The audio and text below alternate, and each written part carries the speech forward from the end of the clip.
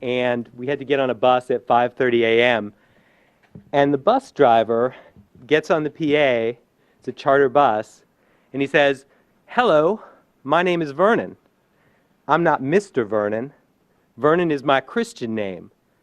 And I would be pleased to answer any questions that have to do with sightseeing." Well, we had a kid on the bus in our class named Keith who was disabled. He had a number of difficulties learning and had some other issues, but he loved cars and trucks. And he said, raised his hand, he says, "Vernon, is this bus hard to drive?" And Vernon looks at him and says, "That has nothing to do with sightseeing." Well, I realized that this experience shaped my view of the value and also the challenges of journalism. Because this kid, Keith, was asking a question about public safety, and Vernon, the bus driver, he was stonewalling. So that's the lesson of that story for me. We started Campus Progress 6 years ago with what we believe is a clear mission: help young people make their voices heard on the issues that they care about. Your generation, we believed, and we believe, is capable and creative and curious and diverse. And we believe that Campus Progress could help you, help your generation, become a stronger force for positive, progressive change. Campus Progress advocates on national policy issues like clean energy and affordable education, immigration, and LGBT equality. We also support local activism campaigns with training, advice, and other resources. But the first thing we did as Campus Progress was not an activism or advocacy program. The first thing we did was a youth journalism program. We started supporting and training young journalists like you. It was, and it still is, our strong belief that advancing the work and careers of young journalists is every bit as important, if not more important, than helping young activists to get started. You all do not need to be sold on the excitement, I'm sure, of working in journalism, or in the importance for our society and our democracy of having a strong independent media that investigates and publishes stories. You know that genuinely great reporting also comes under fire. It comes under fire from corporations, sometimes from criminals, from terrorists, and quite often from governments that are bent on suppressing information, including, unfortunately, too often, the United States government. You know also that journalists risk their freedom and even their lives in pursuit of their work. You also know, a little bit more bad news, that the journalism business is in trouble, with newspapers literally shrinking before our eyes, the closing of bureaus, and more junk and gossip in the newspaper instead of the kind of dynamic reporting we need.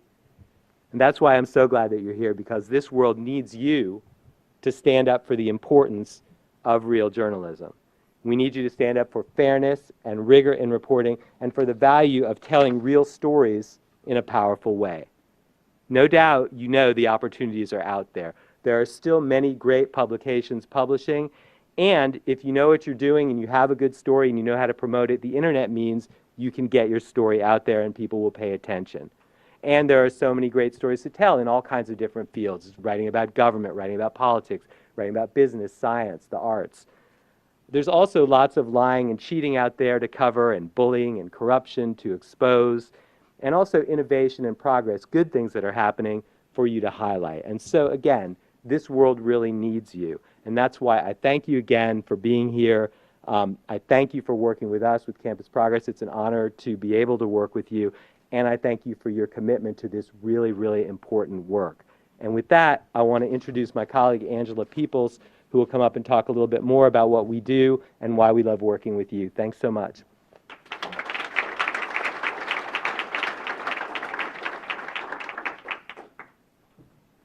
Good afternoon. Like David said, my name is Angela Peoples. I am the manager of Campus Progress's Policy and Advocacy Department. And I also want to thank you all so much for being here. I believe that in the progressive movement, there are a lot of important roles to be played, and every role is very interdependent. As an advocate, I can say that the work of journalists and advocate is both very interdependent and very strong and mutually respected. As an advocate, we rely very heavily on the work that journalism does to promote innovative thought, to investigate and shed light on the abuses and the triumphs that happen in very faraway places and all of the dark corners. And we also need journalists to inspire us to strive and reach for that change. We also need you all to support the work that we do and all of the efforts that we organize around. There are very few things that are more satisfying to an advocate than to have their name quoted in a blog or an article, or to have an editorial piece written about an issue that they've been advocating and fighting for the past 6 months. We actually saw the effects and the benefits of journalists and advocates working together earlier this year when Campus Progress, in coordinated efforts with student groups like the United States Student Association and the U.S. PIRGs, were able to get a number of editorial pieces featured calling on their U.S. senators to support student loan reform that was going to end the wasteful federal family education loan program that was padding the pockets of bankers, and redirect that money towards Pell Grants and affordable loan repayment programs. And we also saw actually an associate of Campus Progress's, Pedro de la Torre, was able to write an investigative piece that exposed the unscrupulative practices of the enemy, the bankers in Sallie Mae, who were using fear tactics and inaccurate job loss numbers to fight that loan reform. And so as the field of journalism continues to evolve, and as the impact of the blogosphere grows, the need for independent and progressive journalists' voices is going to be amplified. And your role in the progressive movement is necessary now more than ever, as well as the relationship between advocates and journalists. You have the unique opportunity and a platform to uplift the untold stories of our generation and to create shockwaves that will really resonate and shape the voices and the minds and the hearts of American people moving forward. And with that, I'm going to actually introduce one of your colleagues, Jeremiah Tattersall.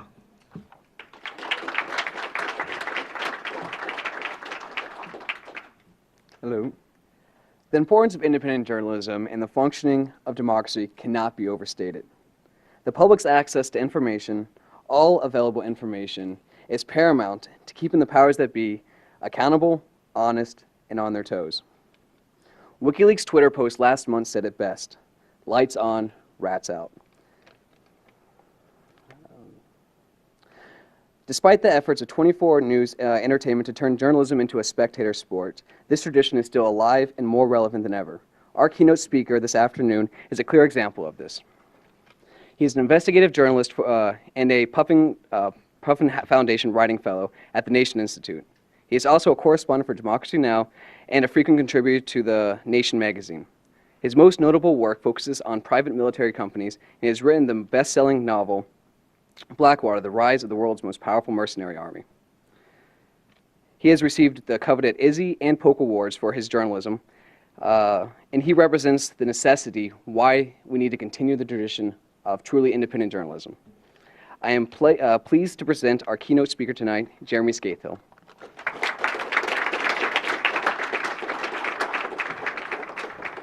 Thank you for that. Well, as you know, C-SPAN is broadcasting this, and the way we trick them into it is because I'm not actually speaking about independent media. I'm announcing my candidacy for the mayorship of Wasilla, Alaska. I'm talking to you, Levi.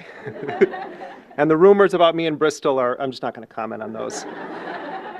I'd like to thank Campus Progress for not only for having me here, but for hosting this conference and making scholarships available for so many young people to come here and to study journalism with some of the best people in the business. As was stated before, these are very dark times in many ways for the media industry. We do see newspapers going under. We see foreign reporting budgets being slashed. But it's not just a crisis of economics. We also are in a crisis when it comes to quality reporting. All too often we live in this infotainment society where media personalities pose as figures that once would have been considered journalists. You see this very often on Fox, but it's not only Fox News. We see it across the board. Media is addicted. They're addicted right now to this sort of reality TV culture. I mean, in many ways, I think now we're being so dumbed down as a society that what happens in the lives of Snooki and Pauly D and all the kids from Jersey Shore becomes reality, or the housewives of DC or Jersey or whatever, and what's happening in war zones is somehow relegated to the back pages of the newspapers, if it's even mentioned at all. And we live in a culture where it's not that just that journalists are embedded with U.S. troops in war zones, but that they're also becoming increasingly ideologically embedded with the powerful. Before I came over here, I was watching CNN, and Ed Henry, the White House correspondent, was discussing how he's going to go on vacation with President Obama down to the Gulf, and the discussion that went on for almost 2 minutes was, is Ed Henry going to wear a Speedo or a bikini bottom when he goes onto the beach with Obama? And it might be, it's a Friday and it's DC and things are slow, but the reality is that if you look at how much time is spent on TV discussing, and I'm talking about news channels, discussing totally irrelevant issues or the personal lives of the correspondents, and Pakistan right now is almost entirely underwater, and they're wasting time talking about Ed Henry's swimwear. And you watch their Twitter accounts of the powerful journalists. They party at Joe Biden's house and post pictures of them having a super soaker war with Rahm Emanuel. When you party with the powerful, when they're your kids' godparents, when they're the people you drink with on the weekend, how are you expected to then report critically on those people? That's part of the crisis, where you have an incredible coziness between journalists and the powerful in this country. What we need desperately right now, and this is I think the main thing I want you to take away from this conference, we need a new generation of hungry journalists. We need a new generation of journalists. I don't mean literally, I want you to eat. I mean hungry for the truth, hungry for justice. We need journalists that are willing to be unembedded, that believe that there is no such thing as objectivity in journalism. That's a fiction, and we need to get over it. The New York Times is not an objective media outlet. It wasn't objective when it was pushing for war, when Judith Miller was placing the propaganda of the Bush administration on the front page of the most powerful newspaper in the world, serving as a conveyor belt for the lies of the powerful and propaganda of the rich. We need journalists who believe that giving voice to the voiceless is a crucial aspect of journalism, here in the United States, but also around the world. It means journalists that are willing to get away from their computers, willing to get away from telephone journalism, and actually go into war zones and embed with the people that live on the other side of the gun, that is the barrel of U.S. foreign policy, because it doesn't matter, and I don't care how distasteful it is to see the face of war with your morning coffee, until journalists are willing to show the American people that these wars are going to continue on and on. We have a responsibility in a democratic society as journalists to have a conscience. We don't simply do tit-for-tat journalism. He said, she said journalism. There has to be heart.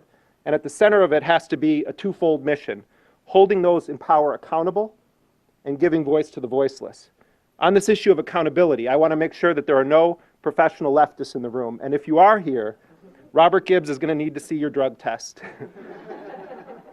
I found it really fascinating that the White House spokesperson lashed out against people that he called the professional left for comparing some of President Obama's policies to that of the Bush administration, because it was the president himself who repeatedly on the campaign trail said that if I win, I want you to hold me accountable. And we need to have a sober, honest discussion in this country. And it's not happening in the corporate media culture in this country. There are many ways in which this White House's policies are either as bad as the Bush administration's or worse. And it's the position, or it should be the position of journalists, to point that out, to hold this president accountable, and to not be attacked for doing so by one of the most powerful officials in Washington. If you simply look at the facts and take away partisan rhetoric, then you'll see what I mean. Because I believe that journalists have an ethical and a moral responsibility to be the same people that they are when someone they like is in power as they are when someone that they dislike is in power. In fact, I would put forward that our principles, our courage, our bravery, our ethics are defined when those we actually like or agree with on many things are in power in this country, not when someone like George Bush is in power, who I think many people can put a list of items of things that they couldn't stand about Bush or his policies. But the reality is that this administration has kept Guantanamo open, has denied habeas corpus rights to prisoners around the world. In many ways, the Bagram prison in Afghanistan has become like President Obama's Guantanamo. The president has even gone further than President Bush in defending the right of the government to spy on its citizens. They've actually intervened in lawsuits that were brought during the Bush era, challenging the right of the government to engage in warrantless wiretapping of citizens in this country. And the Obama administration has stepped in and taken it further than the Bush administration and has said that under the Patriot Act, there is no federal law that can be used to dismantle the State Secrets Act that the president keeps invoking, or to prosecute unlawful activity of the government because of sovereign immunity. This is devastating to issues of privacy and civil rights in this country.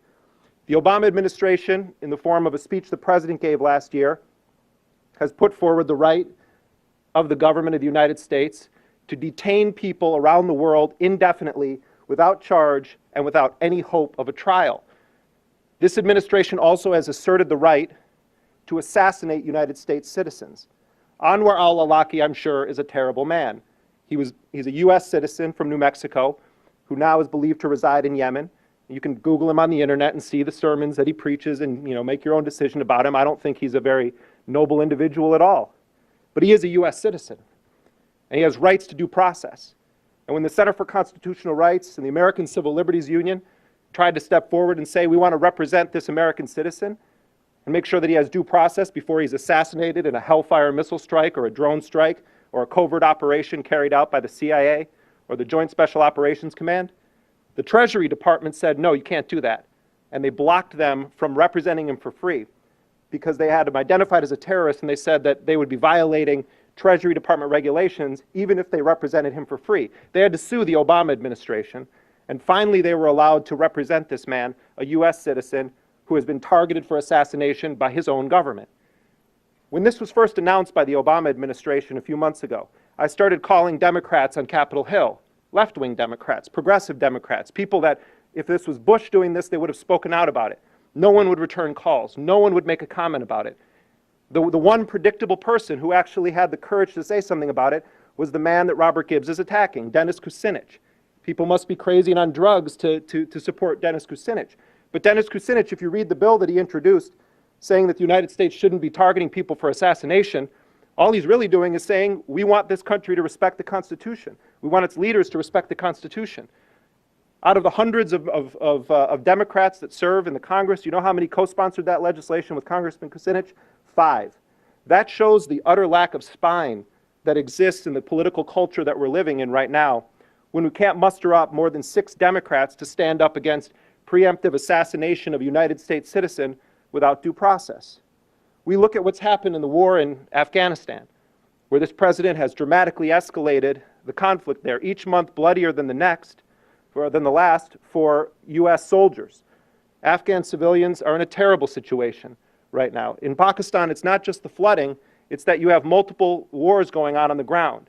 You have various resistance forces, some of which are allied to the Taliban, some are related to Al-Qaeda, fighting one another, bombing civilian marketplaces. And then you also have a covert U.S. war where special forces are engaged in black operations throughout Pakistan.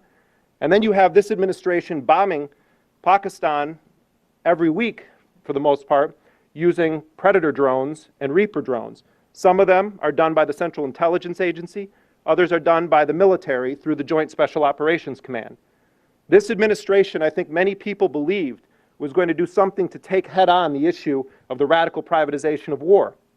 But perhaps there's no more potent symbol of how little U.S. military and foreign policy has changed than the fact that the Obama administration gave Blackwater 2 new contracts last month.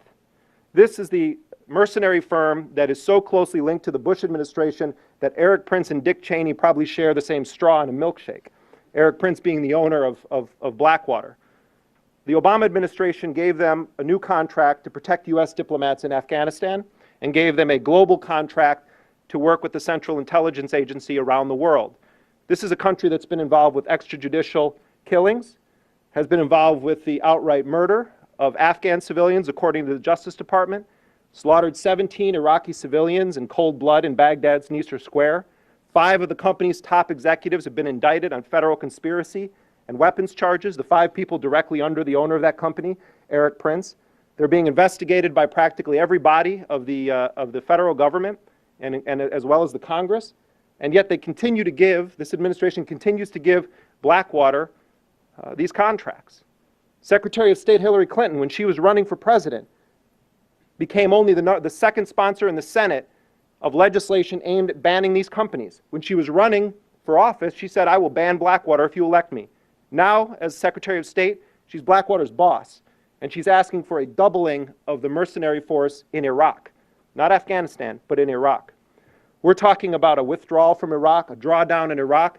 Well, if you read the communications coming out of the State Department and look at the requests from the State Department to the Pentagon, you'll see that the Secretary of State is asking for a paramilitarization of U.S. diplomatic activity in Iraq. We have a monstrous U.S. embassy in Baghdad that's the size of 80 football fields. It's the size of Vatican City. The Vatican has embassies around the world. We have an embassy the size of the Vatican in Iraq. That necessitates a massive paramilitary force. Secretary of State's also asking for military-type vehicles to replace the U.S. military ones when they actually leave the country, and has asserted that the United States intends to keep 5 what they call enduring presence posts around Iraq. What we're seeing here is a backdoor continuation of the Iraq occupation by using the private sector, and these companies are eating it up. In Afghanistan and Iraq right now, combined, there are 250,000 private contractors operating alongside a less number or a lower number of U.S. troops. Right now, in the global battlefield, the United States has more private sector individuals on its payroll fighting these wars than it does U.S. soldiers. 70% of the combined budget of the 12.5 intelligence agencies we have in this country, 70%, is used to purchase the services or goods of private contractors. 69% of all of the people employed by the entire Department of Defense, 69%, are private contractors. We've heard a lot recently about WikiLeaks. Now, the person who's being suspected of leaking these 90,000 documents from the Afghan war to WikiLeaks is a 22-year-old former Army intelligence analyst named Bradley Manning. I reviewed Bradley Manning's online chats that he had with a hacker-turned-government informant, Adrian Lamo. And what's clear from the chats that those individuals had was that Bradley Manning believed that what he was doing by leaking what he did, it's unclear if he actually leaked these Afghanistan war documents, but he admits in these chats to leaking the collateral murder video that showed the helicopter attack in Iraq, as well as some diplomatic cables from the State Department and some task force papers relating to the U.S. Military prison in Guantanamo. But what he cites as his motivation is a belief that people need to see what's in those documents. And he says, I could have gone rogue and sold these to China or Russia, but my whole belief in doing this was that I wanted it to stir up a discussion and a debate. I believe that information should be free. Now, you can make your own moral judgment about what you think of Bradley Manning and what he's already apparently admitted to on these chats. But what he doesn't say in these chats is that he leaked those Afghan war documents. He's already been convicted before he's even gone to any kind of a trial. And Daniel Ellsberg, who of course famously leaked the Pentagon Papers during the Vietnam War, has called him a heroic whistleblower. But what is lost in the shuffle of this, as Congressman Mike Rogers of Michigan calls for Manning to be executed if he's convicted, Mark Thiessen, the former speechwriter for President Bush, basically said he wants to have Julian Assange, the founder of WikiLeaks, rendered by special forces and brought to trial, is that this was one man in literally an army across the world of people, Bradley Manning, that had access to secret documents. They weren't top secret, they were secret documents. They were of a lower classification than many of the documents that private contractors have access to. In this country right now, there are over 800,000 employees of private intelligence companies or war companies, over 800,000 that have access to top secret documents. These individuals are not in the United States Army, they're not in the United States military, and they are not employees of the United States government. They are private contractors. These individuals on a regular basis have access to some of the most sensitive intelligence gathered and produced daily in this country. And they simultaneously work for the US government, for foreign governments, and for multinational corporations. What's to say that there wasn't a security breach from one of those individuals? The real crisis we have right now in terms of national security in this country isn't about Bradley Manning. It's about the radical outsourcing of our national security policy to for-profit corporations who answer to their bottom line and profit more than they do to their flag and their country. And yet almost no one talks about that on Capitol Hill. It's a non-issue. Why? Because of the campaign finance system in this country. War is business and business is good. And Democrats and Republicans alike take huge campaign contributions from the war industry. No one wants to upset that cart. But it's the responsibility of journalists to do precisely that. This isn't partisan. It's not about who's in power at any given time. It's about the consistency of our profession. We are the people that are responsible, journalists, for providing information to citizens in this country and around the world that will empower them to make their own decisions. And my plea to you would be to be that new generation of unembedded journalists. Blogging is great. Tweeting is fun. It's cool to think of working in a newsroom somewhere. Talking Points Memo or Daily Beast or Huffington Post or whatever alternate, whatever you're interested in doing. But what we desperately need right now are courageous young journalists that are willing to make not a lot of money, to go out into the field, to gather the stories that no one else is gathering, to give voice to the people that otherwise wouldn't have a voice, and to be the unpopular journalist, the one that asks the complicated question at a press conference when everyone else wants to go home, the one who says, I don't want to cavort with the powerful, I don't care about their barbecues, and I don't want to be anywhere near Rahm Emanuel with a super soaker and swimming trunks. I want to be the one who asks the tough questions. You know, one of the best journalists in this country is someone that you've probably never even heard of. His name is Rick Rowley. He's a very good friend of mine, and he's an independent journalist, and he has an independent production house called Big Noise Films. Rick has spent the better part of the past decade going in and out of Iraq unembedded. He sometimes embeds, but generally he goes unembedded. He tells the stories of the people that get killed in those night raids that you hear about. The stories of the people who are left to suffer without electricity or gas or food, of the widows and the orphans. He goes all around the world to combat zones. And part of the reason you've never heard of him is because his work is almost never shown in this country. He reports largely for international media outlets, for Al Jazeera English, Al Jazeera Arabic. Most of the rest of the world sees a very different war than we see in this country. Even some of our best progressive journalists, they go to the war zone and they just simply hang out with the troops. And that's an important part of the story. And obviously I want to know what David Petraeus is saying. But in a way, I'm more interested in what are Afghan civilians saying. What is their life like? That's the reality TV show I want to see. Because that's the reality TV show that actually would threaten to change the way that things are. And that's the reality TV show that they won't allow on television. Because the corporations won't buy the ads for it. And people will flip the channel. But we, young journalists, all of you, we need to challenge that system. We need to break the chains of this reality TV infotainment society that we're living in. That's the challenge in front of all of you. I look forward to your questions and your comments. Thank you all for being here.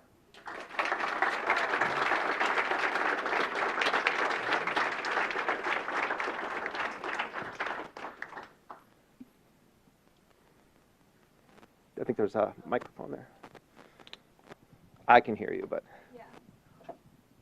You want me to stand up? Whatever you want. Hi, my name is Leah Freeman. I'm from the Boston College Gavel. And I was just wondering how you thought the dilution of media, like how you were saying they spent so much time talking about the bathing suit and stuff, has been influenced by like the proliferation of media. Like a 24-hour news network, how much news do they really have? Right. Well, I do think that is, I think that's definitely a part of it. If you watch cable news, you're going to see much more of that than you would if you're just watching, a network newscast at night. But I think, unfortunately, what could have been a very good thing in terms of the proliferation of the 24-hour news cycle and the rise of sort of cable news has turned into a disastrous thing where I think it's helped to numb people, and I think it's really dumbed down news for the most part. I think that one of the unfortunate realities is that one of the great institutions in this country, PBS, public television, is almost entirely held by the McDonald's Corporation right now, or Sesame Street is brought to you by the letter Z for Xanax and all this stuff. But Bill Moyer's going off the air, replacing it with increasingly right-wing news programs, the rise of the power of right-wing media outlets. I think there's been a Fox Newsization of cable news. And I think that, while MSNBC sometimes is portrayed as the kind of liberal alternative to Fox, my concern about MSNBC is that there is too much of a sort of blue state Fox, that it's become, just sort of the talking points for liberals or talking points from the White House versus being a truly independent outlet that wants to hold those in power accountable. And I think that a big part of the problem is sort of the coziness of the press corps with the powerful. And I think we're seeing it in a much more pronounced way under this administration, because quite frankly, I think that journalists, they like this president more. They like to hang out with White House officials. They're their friends. And I think that's why you're seeing a reflection of their inside the Beltway coziness on television. The flip side of it is I think there's a lot of great independent media being produced. I mean, Democracy Now!, the place that I got my start in journalism, when I started there in 97, 98, it was on, I think, 30 radio stations, and now it's easily the biggest independent media project in the country, and it's on television and radio every day in this country. I think there's a lot of exciting young journalists that are doing great work. The challenge is how do you get it out to a wider audience, and I think that's one of the points of this conference and why I'm really happy to see so many of you here.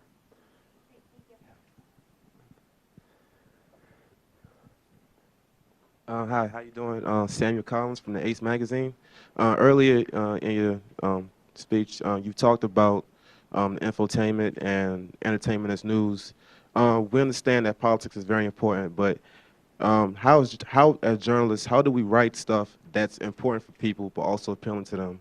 Like, say, for example, if I want to write about what's happening in the White House or something of importance, or like AIDS in D.C., how do I write it so that people enjoy reading it but are also informed? Because most of the time, that's the problem. People, it's important, but they just don't want to hear about it. They'd rather hear about Snooki or Jersey Shore, like you said. Right. I mean, I think that's a big challenge right now, and I think you're raising an issue that is one that I think all of us that already work in media and those that aspire to should be discussing on a regular basis. I think a lot of stories are written for a certain group of people in this country, and I think that's an unfortunate reality. I don't think that there's a lot of serious journalism that is being aimed at young people, for instance, and I think there's an utter lack of cultural understanding of the sort of way things are with young folks across the board in this country on the part of established media outlets. One thing that this journalist is to combine some of the exciting new media tools with old-fashioned muckraking and narrative nonfiction. I think it's a dying breed, and I think we have to have more narrative nonfiction in our journalism where you're telling the stories of real people. Real people's lives are exciting, and I think that's one of the reasons why this sort of voyeuristic culture has become so addictive. But you rarely see the real lives of people whose stories indicate something broader about what's happening in this country. And I think that we need to also be very mindful in the culture of new media not to step away from what was, I think, essential in old school journalism, that is fact-checking, peer review, editing. But I do think part of it is finding stories that speak to experiences of the people that you're trying to reach, and I don't think that powerful media outlets often do that. And I think that's one of the great things that people like yourself and others here, I think it's one of the challenges. I think it'd be a great thing if more young journalists started doing that, writing from the heart, telling stories of real people. You could almost co-opt some of the tools of that voyeuristic culture and making it real, so to speak.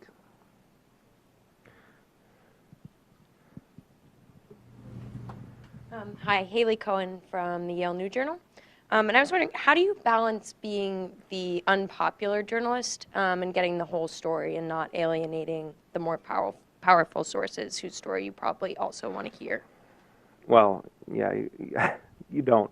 I mean, I'll tell you a real, just a true story. We at Democracy, I've been to every Democratic and Republican convention since 1996.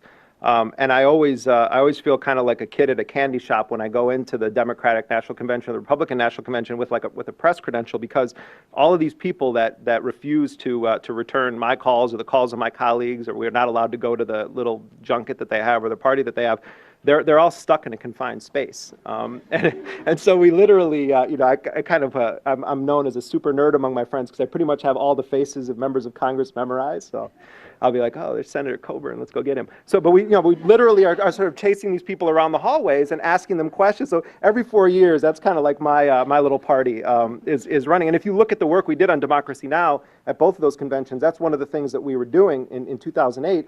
We were asking the Democrats questions about the Democratic platform and some of the overlapping similarities with Bush administration policy, particularly on foreign policies. Of course, there are stark differences between Obama and Bush on a lot of policies. I do foreign policy, though, and there's very little difference. And at the Republican convention, the same thing, going after these politicians for the incredibly heinous policies that they've endorsed and things that they've said, votes that they've cast, money that they've taken from corporate donors. And I think that that you really have to you have to pick which side you're going to cast your lot with, because the powerful people don't like being asked uncomfortable questions. And I think that that's part of the reason why I think there is a sort of pay-to-play climate in Washington where there's a line that's never going to be crossed unless the person is so battered in public that it's safe to cross it. I mean, look at what's happened with Charlie Rangel recently. There was a lot of reluctance, I think, for people to go after him. Once he then became a punching bag, then the gates were open, and it was like okay to pile on Charlie Rangel when it's clear that the ship was sort of sinking there. And I think that that's a lot of what happens in Washington, is that one person does it, opens the gates. But I think it's more important to keep your integrity and your principle than to keep access to the powerful. And I'm sure there are journalists that would disagree with me about that.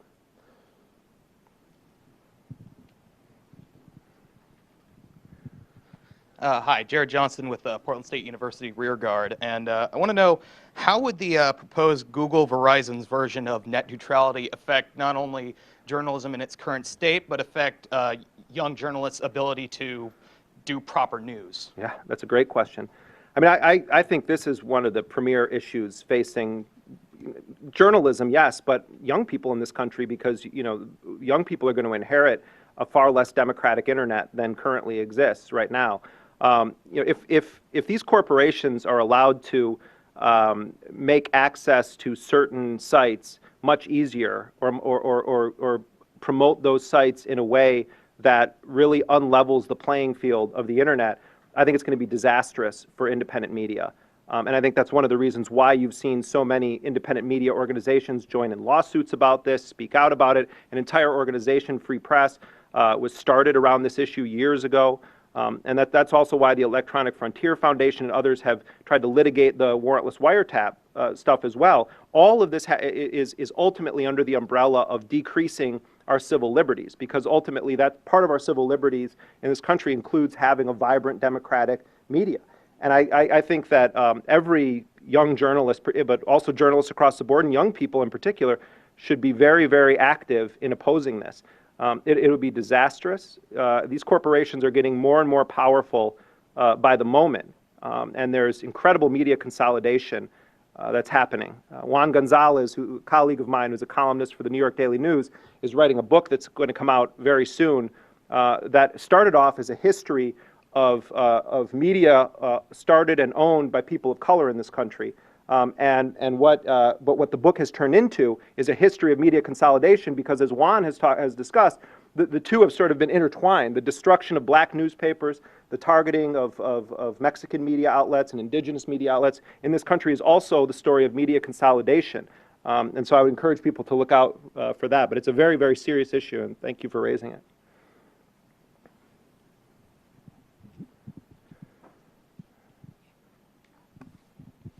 Hi, I'm Frances from UCLA's NOMO magazine. I was just wondering, what are some good domestic journalism that we can be reading and referring to, just knowing about these big issues out there? Right. Well, the Mac McClellan from Mother Jones has been, hands down the best reporter in reporting on the Gulf oil spill and the disastrous war on the environment that's being waged by big oil corporations. And the reason that her journalism has been so powerful is because she's telling the stories of people whose lives are affected by it in a way that is just so much more detailed and real than what you see even in visual media. and also holding the corporation and the government accountable. I think that if you look at the reporting that's being done by The Nation magazine, a magazine that I work for, on economic issues in this country, on issues that are affecting working people, I think that the magazine is getting better and better every year. If you're talking about the prison industrial complex in this country, or you're talking about racial issues in this country, Color Lines is an amazing group of people, a media collective. Left Turn, which was really built up by a number of people in the Gulf, but very much due to the work of an independent journalist named Jordan Flaherty. You'll see stories that are not often covered by corporate media outlets in this country. And that's part of what I was getting to before when the young man was asking about sort of journalism that translates into sort of the culture and what people are interested in. It depends what culture you're a part of. And I think that, largely big corporate media outlets are directing their news coverage at well-off white people. And I think that's a big problem with big journalism today.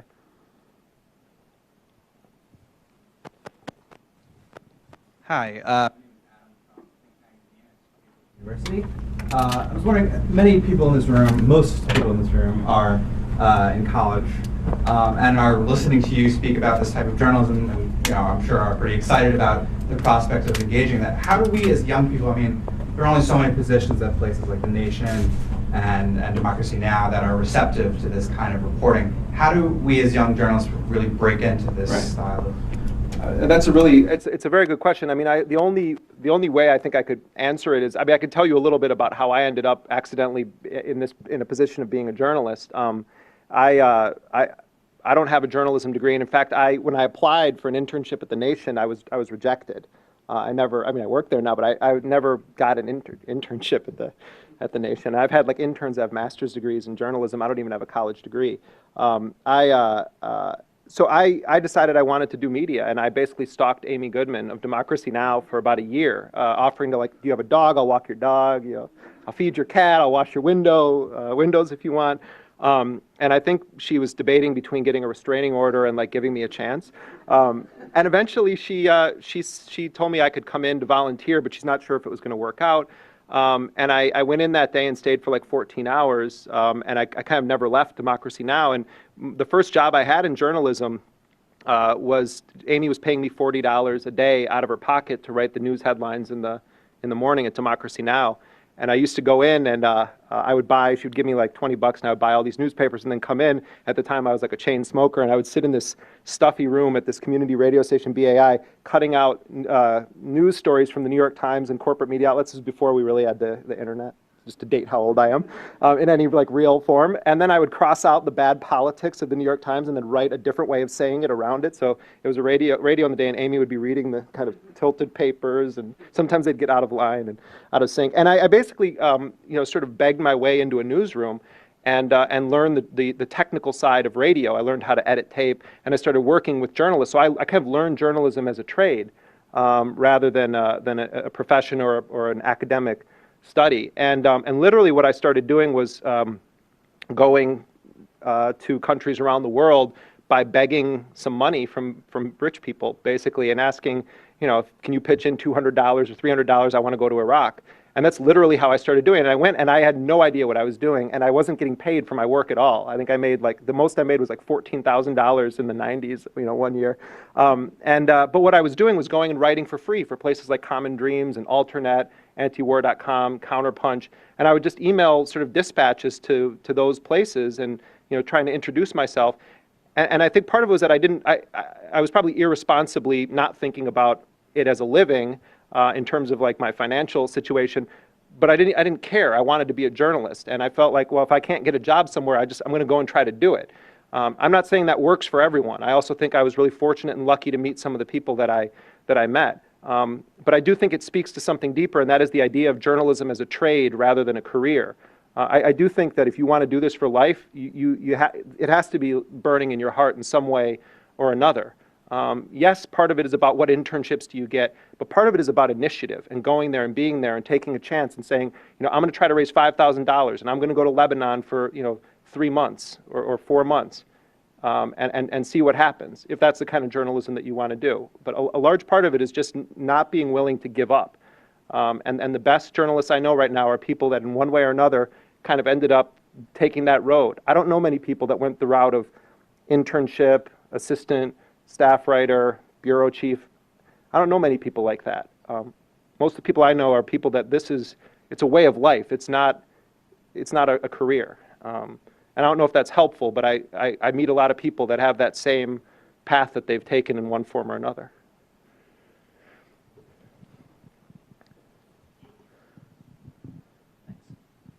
Hi, I'm Nick Castell from North by Northwestern. And it seems to me that insurgent media is gaining a lot of power right now. Things like WikiLeaks, things like Breitbart. And I would say that in the next 5 or 10 years, we might see more chaos in our narrative than we do now. I was wondering, do you agree with that? And do you think this is a good thing? Well, first of all, WikiLeaks, I mean, I understand your question. I mean, WikiLeaks is not a media outlet, and Julian Assange is not a journalist. In a way, it sort of doesn't matter to the point that you're raising, which I think is a really interesting one. You know, Breitbart, you know, I think what Andrew Breitbart did to Shirley Sherrod was reprehensible, and I think it was racist. And I think what James O'Keefe did to Acorn was reprehensible, and I think it was racist. And I think it was also shameful that that powerful Democrats in both cases refused in real time to step up and denounce it for what it was. So having said that, I think you're right that you're going to see a lot more sort of guerrilla tactics like we've seen with WikiLeaks. Breitbart I would put in a different category, though. I think that's more sort of disingenuous, dishonest ambushing of people and the targeting of people who, in the case of both Acorn and Shirley Sherrod, I think those narratives were just utterly false in almost every way, shape, and form. But I think it's also what sells, and I think that's a big part of it. And sells, I don't even mean making money. Look at the headlines caused by WikiLeaks. And what's amazing is how the conversation about WikiLeaks has degenerated into a discussion almost exclusively about the names of Afghans being listed in those documents. If I was the one releasing them, I wouldn't have put the names of Afghans out there. That's something only WikiLeaks can answer as to why they did that. But the idea that because they were released in the way that they were, or because they did that they shouldn't be subjected to a congressional investigation, that they shouldn't be examined for what they actually do say about the war. You take that and you juxtapose it with the recent Time magazine cover where Bibi Aisha was shown, 18-year-old young woman who had her nose and her ears chopped off, and what she says is that it was the result of a judgment by the Taliban that led to her being butchered in that way. And the Time magazine cover doesn't ask the question, it declares what happens if we leave Afghanistan. Well, women in Afghanistan, this happened under the U.S. occupation of Afghanistan, this butchering of her. The United States for years dealt with the Taliban. In fact, the United States helped to create the Mujahideen, funded the people that were responsible for 9/11 during the 80s and the 90s as part of the war against the Soviets in the case of the 80s, and then part of the war in Yugoslavia in the 90s. So the discussion is about the brutality of the Taliban and what happens if we leave Afghanistan. But what the WikiLeaks documents should show is that there is an ongoing humanitarian crisis caused by our ongoing presence there, and what happens if we stay in Afghanistan. And I think we see, to bring it back to your point, a sort of clash of media civilizations there, where you have the establishment Time magazine narrative, and then you have the sort of more insurgent guerrilla tactics of simply dumping documents on the world and doing it actually brilliantly, coordinating with 3 of the most powerful media outlets in the world. I think it's something that's going to be studied in journalism classes probably for years to come.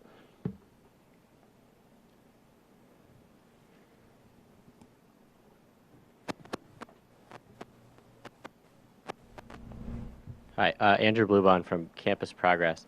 I was actually wondering, earlier you talked about how journalists in Washington are too close with senators and congresspeople, and it's too much of a backyard barbecue situation. I wonder how that applies to college campuses, where students try to get close to the administrators, and burning a bridge for us means that's the end of it, often. We're not going to get any access after we step on someone's toes. And it doesn't just go for individuals, it goes for the publication. You know, if someone from a publication upsets someone, that's the end. no one's getting any more access after that. Well, I think, I mean, part of the problem, and I suspect this is part of what you're saying, I don't know how many of you work for a media outlet on campus. I presume almost all of you do. But many media outlets on campuses are owned in or controlled in one form or another by the school. And I think that's a very serious problem. I think there should be more moves to negotiate total autonomy for media outlets that are ultimately student run. I mean, I could see some cases why there need to be faculty involvement in these publications for continuity and leadership and such. But I do think that that should not be the moral challenge when you're talking about it. It should be a logistical challenge. But I think there would be nothing more noble than losing your job as a student journalist by legitimately taking down a corrupt official, a corporation on a campus that's involved with some nefarious activities around the world. Look, that's real journalism. Real journalists sometimes lose their jobs because of the risks that they've taken and the stories that they've done. And I think we need those kinds of courageous journalists that are willing to take those chances. And I do think it comes with consequences, but also we could systemically look at trying to negotiate greater autonomy for student-run media outlets. I mean, I remember this at the University of Wisconsin. There were two big publications. One was the Daily Cardinal, which was controlled by the university, and the other was the Badger Herald, which was independently funded and actually was started by William F. Buckley to support the Vietnam War. But it became an independent student newspaper, one of the largest in the country, and I think it had substantially more independence than the more liberal-leaning paper on that campus did. But it's in a way a microcosm of media ownership, of the media ownership debate in this country. I think we have time for a couple more, and then we. Hi, I'm Naima Felipa from the F Word at the University of Pennsylvania. I wanted to ask What you, is the F Word? Yeah. We're on C-SPAN. Feminist literary yeah, magazine. No, you hear about like the barrier between the truth and the people. Do you think we need to force that barrier down? Do we need to force the truth on them, or do you think there's another way that we can go about that? Well, I mean, I think as Stephen Colbert says, truth has a liberal bias. I think that I think to sort of riff off of what you're saying, I think what one of the greatest things that we can do is to provide people with information that empowers them and that has heart and that provides them with a story or a narrative or information that might encourage them to be more active. So in a way, I mean, I definitely think there needs to be a barrier that's broken down that separates people from many truths in this country. And a large part of it, I think, is by providing them with information that empowers them. Oftentimes we're full of garbage on television. It's just nonsense and gibberish instead of information that people actually could use to change things. I mean, I keep coming back to the issue of the war because I think it's the clearest example we have. If we saw on a daily basis the consequences of the wars in Iraq, Afghanistan, and Pakistan, I believe in the genuine goodness of people in this country. I think people would be furious and would be sad at what the war what it actually looks like.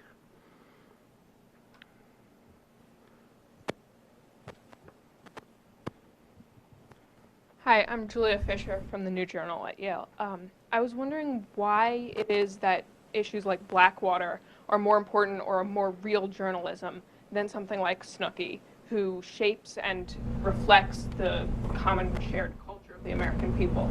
And on a similar note, why it is that how it is that smaller, more niched publications can address the interests of the nation as a whole without reaching the entire population.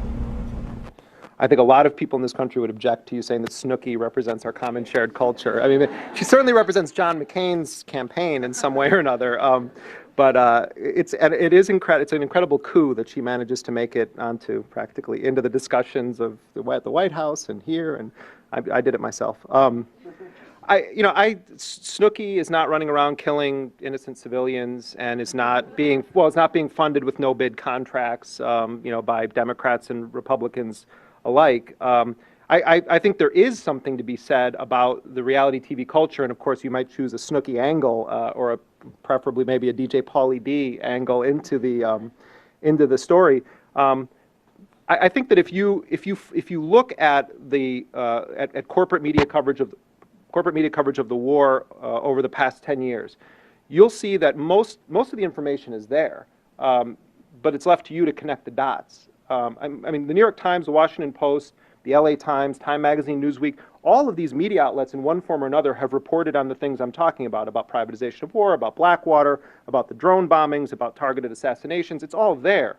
But they're few and far between, and there's no drumbeat coverage to say to people, this is actually something really important. We saw the impact of drumbeat coverage in the lead up to the Iraq War, where you had a sort of coordinated campaign between the administration and their allies in corporate media. They actually changed public perception and helped to lead the country into war. If we had a sort of moral equivalent of that taking place on a daily basis, where people were really being presented with a message of urgency about these policies, I think we would see that it wouldn't just be niche publications or smaller independent publications.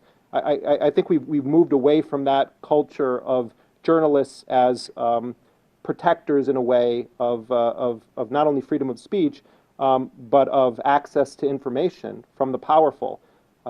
In terms of relevance, I think that it's what's been drilled into people's heads, and now it has altered the culture. Reality TV has altered our way of seeing the world, even just by its very name. Reality TV. That the lives of others, the housewives or whoever, that becomes reality. And I think this is stuff for psychologists and others to study, but I do think that it's contributed to a degradation of journalism as a whole. I think we're going to have to wrap up in about 4 minutes or so maybe we can get. Hi, I'm Nina Bhattacharya with the Michigan Independent. I was just wondering if you could share your thoughts on blogging's role in the world of journalism. I've noticed lately a very interesting tension between the two, that bloggers can't be journalists, et cetera, et cetera. I think bloggers very much can be journalists. I'll give you a couple of very concrete examples. I would imagine that one of the people that Robert Gibbs was expressing his outrage about was Glenn Greenwald, who was a constitutional lawyer who's now a daily blogger on Salon.com, and really one of the best journalists that we have in this country. I don't even know if Glenn would want to identify himself as a journalist, but I certainly see him that way because he does do interviews with people. He does fact check the powerful. He does focus on issues that are real to people, and a heck of a lot of people read Glenn Greenwald. And he's funny and he's smart, and he has a cultural understanding of what's happening across the board in this country and around the world. And I think it helps that he doesn't live here. He lives I don't know if you know this, but he blogs from Brazil, where he lives, but covers the United States. And I think in a way that helps, because he doesn't get sucked into the kind of vortex of vapid, Washington culture. The other great unsung hero of online journalism is a young woman named Marcy Wheeler, whose blog Empty Wheel is must-read every day for national security reporting. Marcy regularly scoops the New York Times on issues regarding torture, civil liberties, the war. In fact, the Times has been forced to credit her at times because she has beaten them to a story. I think if you look at the role that Talking Points Memo has played in covering politics on a daily basis, there's some things that Talking Points Memo does that I don't particularly like, but I think that they've really changed the game when it comes to online journalism by having serious reporters that are doing a combination of old school journalism, muckraking, and blogging. I think it's one of the most exciting parts of being a young journalist right now, and if you're tech savvy, because it's an open frontier. And I think the best bloggers are the ones that are the most serious about keeping intact what was good about old school journalism. You have to have your facts straight. You've got to call people. You've got to check things. But I think bloggers are journalists. I don't think there should be a debate about that anymore. It just has to do with what tool are they using. Just because you're not getting printed on a print press doesn't mean that you're not a journalist.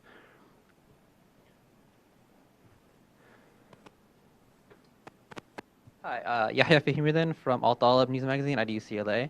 how can we as student journalists, student publications, increase our credibility against the major media outlets? Like, let's say, for example, as we are a Muslim publication, a lot of times we'll have students who are actually in Iran, Palestine, Afghanistan, or whatever, and let's say an event takes place, CNN reports it, but a student might have actually been there and they report something else.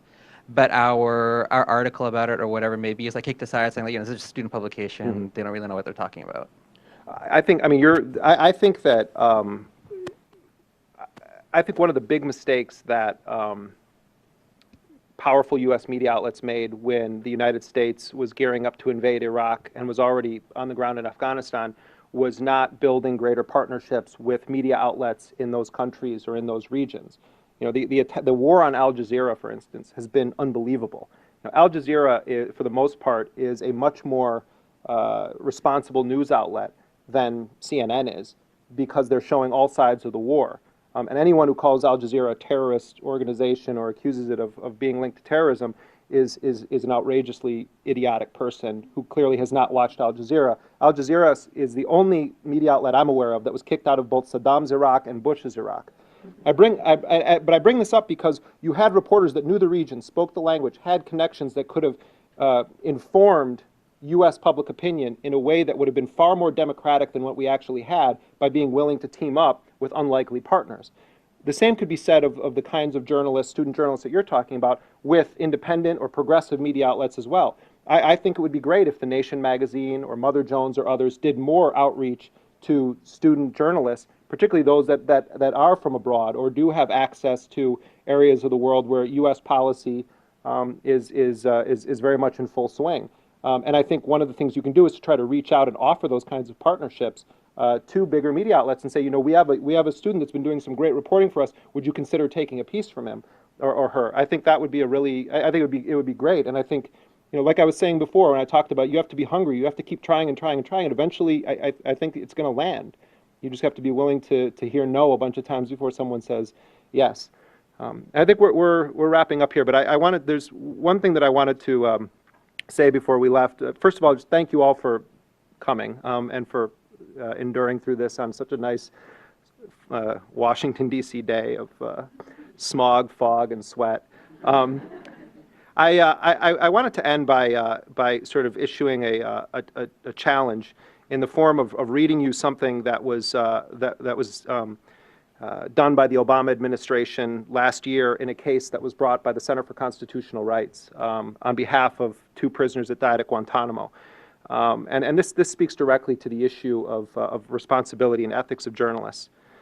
The Assistant Attorney General, Tony West, who works under Eric Holder, intervened in a case where 2 individuals had died, and their families filed a lawsuit against Donald Rumsfeld, General Myers, the chair of the Joint Chiefs of Staff under Bush, and 22 other military officials. And they intervened in this case, the Obama administration did, to exonerate Donald Rumsfeld and the others, and to say we're going to remove them as defendants and say that you can't sue them because what they were doing was in the course of their official duties. And what Obama's Assistant Attorney General Tony West said in this case, where there was alleged allegations of torture and wrongful deaths of these prisoners, he said the type of activities alleged against the individual defendants, Rumsfeld and the others, were foreseeable and were a direct outgrowth of their responsibility to detain and gather intelligence from suspected enemy combatants. He goes on to say genocide, torture, forced relocation, and cruel, inhuman, and degrading treatment by individual defendants employed by the Department of Defense and the State Department were within the scope of their employment. Genocide, torture, forced relocation, cruel, inhuman, and degrading treatment were within the scope of the employment of Donald Rumsfeld, General Myers, and 22 other military officials for their role in torture at at Guantanamo. When Robert Gibbs attacks people for having the audacity to question some of the policies of this president, it's ultimately an attack on free media in this country. The challenge is to always be consistent. Be the same journalist you are when someone you like is in power as you would be when someone you dislike is in power, because that's the future of this country. Young people like you becoming journalists of conscience. Thank you very much for coming today.